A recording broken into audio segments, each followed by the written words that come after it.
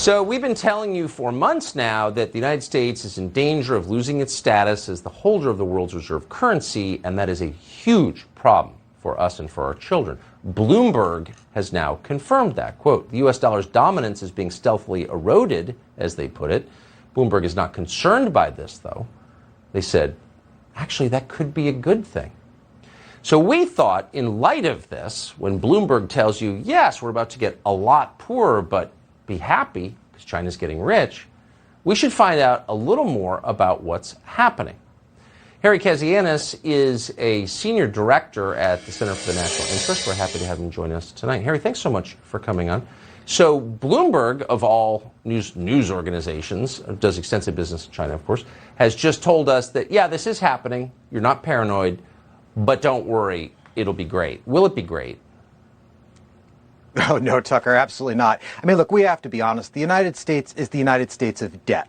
And the reason we can take out so much debt, which, by the way, we've taken out $25 trillion in debt since the year 2000, financing regime change wars, tax cuts, things of that nature. The reason we can do all this is because we are the world's reserve currency, because we can borrow from anybody at basically 0% interest, or the Federal Reserve can print the money and everything's okay. But if we're not the reserve currency, we are not able to do those things anymore. Interest rates will start going up. And think about this. The United States this year will spend $392 billion just on servicing our national debt. That will go up because interest rates will go up faster. So this is a huge problem, and I really appreciate you covering it.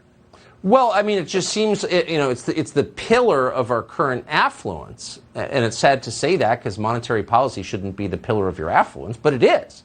And so why in the world would Bloomberg say this isn't a bad thing?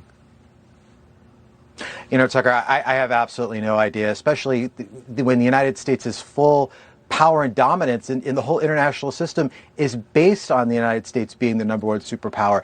And you cannot be a superpower if your economy is a train wreck.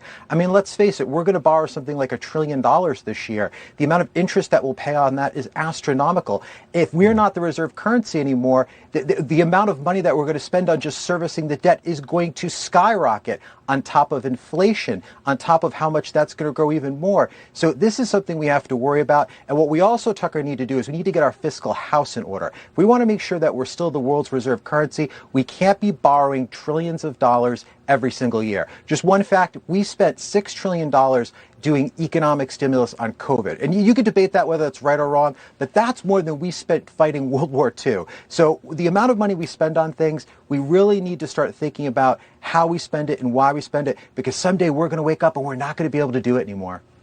Yeah, and that'll be a massive readjustment, of course. More than we spent on World War II.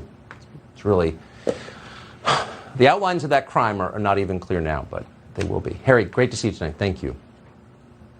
Thanks, Tucker.